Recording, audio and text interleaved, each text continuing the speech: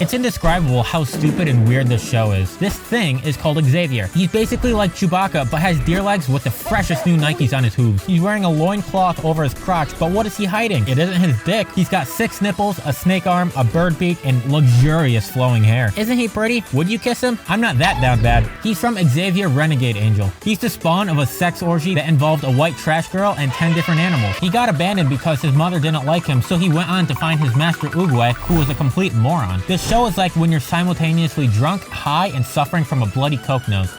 If you're looking for something entertaining, then this might, and I mean might, satisfy your hunger. Watching this show is like watching a priest get undressed. You don't know what's going to happen, but whatever happens isn't going to hold anything back. The first episode we're going to watch is about him joining a gang. This show sucks. Xavier sees a wounded mosquito on the ground and decides to fix their broken leg. Then these 2 random guys beat the crap out of him, and since the mosquito is thankful for having its life saved, it attacks the 2 by sucking one of their eyeballs dry. Holy schmoly! Why would anyone ever think of that? That was disgusting. Holy schmoly. The mosquito makes the other one punch himself until he meets God. The mosquito is about to die and needs to plant its eggs, so it flies into Xavier's ear to give birth on his brain. Even though its life just got saved, it falls to the ground and gets CPR performed on it with no success.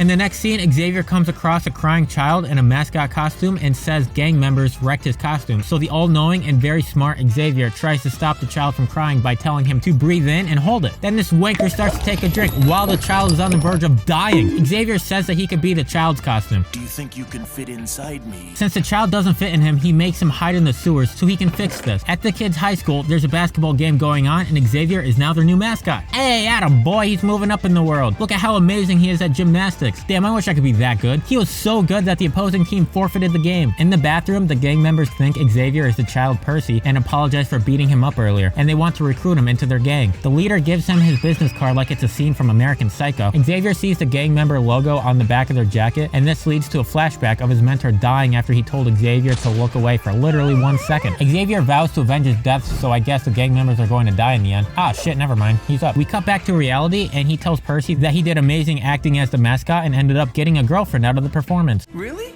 Is he disabled? He tells him to stay down there longer while he infiltrates the gang, so the kid starts to freak out. But hey, Xavier knows how to calm down a child. All you have to do is close your eyes, breathe in, hold. Xavier shows up at the gang's front door and is told he needs to pass the second test to join the gang. Now, this isn't any geometry or general knowledge type of test that us normal people are used to. He has to order a pizza, then kill the delivery guy. Xavier decides that he has to kill him in a certain way and a certain way only. Outside, alone, and in the dark. One of the gang members says that it's okay because everyone has their way of killing people. Some like to kill on the beach, others like to kill on the toilet. At least he has a rational explanation behind it. Kid, your mother just died. Outside, he tells the delivery guy that he's supposed to be dead and to get out of town and start a new life. Then Xavier lies to them and says he killed him by pulling out his heart and showing it to him. And he was like, nice. One of the gang members noticed that the guy forgot their bread, and at the door, the delivery driver is there holding their bread, and they all think that he's a ghost. And Xavier gets crowned to be the new temporary leader for a week, and on Tuesday, the first thing he's going to change is their gang logo to solid white. That way, everyone will know that they're crazy about postmodernist aesthetic, contextual framing. On Thursday, the gang members get their newest shipment of drugs, and Xavier wants to be 1 step ahead of the cops and recommends flushing it all. Percy is still in the sewer and takes a deep breath in, and that's when all the drugs go into his mouth. On Friday, it's Taco Tuesday, but Xavier wants them to just talk.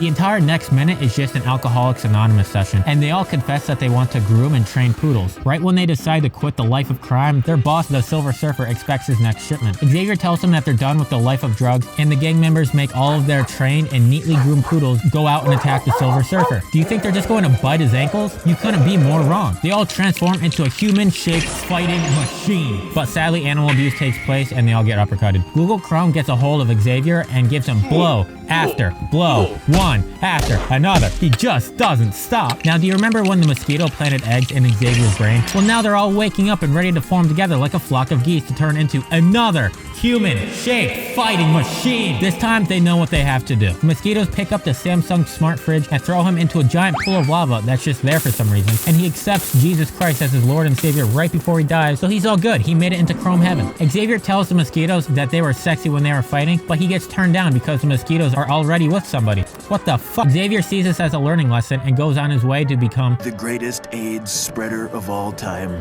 Wow, what the absolute... What the hell? was that? I feel like I lost brain cells after watching that. What were the creators on when they made this show? I bet it was something that expired when the queen was born. Oh my god. Up next, we have an episode that is really fucking weird. I don't know why they made it, but my friend over at Zombie Theory will be taking over from here. The episode begins with Xavier roaming the desert as he always does when he comes across a cryogenics lab. Inside there are people trapped and Xavier decides to save them. As expected with this show, there is more to this as each person who is frozen has a terminal illness and had hopes to be cured in the future, or at least most of them were, all except for one guy who had the hopes of Now I'll never get to meet my great-great-granddaughter who fell in love.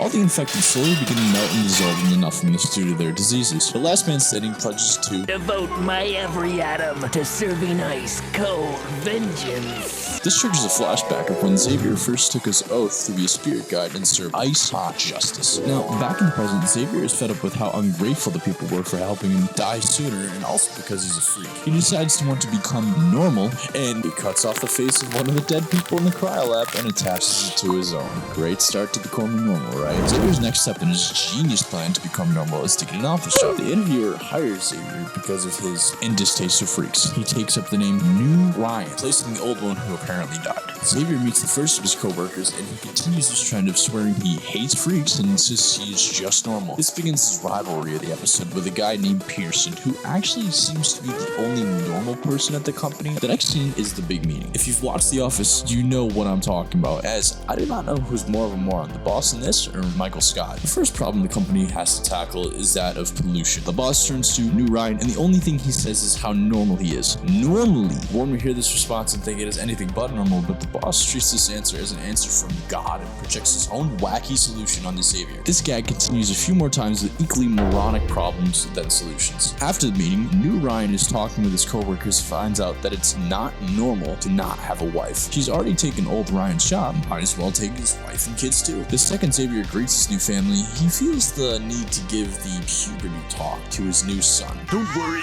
your panties will be bloody soon enough. To be fair though, if I had kids right now, I would probably make the same mistake. Now the company has an overwhelming amount of radiated Chinese hot dogs that once bitten cause you to instantly grow facial hair. Peterson is then fired and plots his revenge on Xavier by doctoring photos of Xavier cheating on his wife, which causes her to kick him out of the house. Xavier begins his new normal life. Xavier needs a new place to stay and finds a roommate outside of an apartment building. However, there's one problem. It's a women-only building. Luckily, the two dress as women are on top of their everyday clothes and begin a bit where Xavier goes from a freak pretending to be a man to a man pretending to be a woman to a woman pretending to be a man to a man pretending to be an overweight black woman. While disguised as the overweight black woman, Xavier comes across a down-on-his-luck Peterson and knows just how to make him feel better. Somehow this show just continues to surprise me. Now wearing a new normal businessman disguise on top of all his other ones, Xavier makes his way back to work. The story comes full circle as the boss wants Xavier to wear a suit called Devil Dogmire at the event, but this suit is a costume version of Xavier's normal look. And by normal, I mean his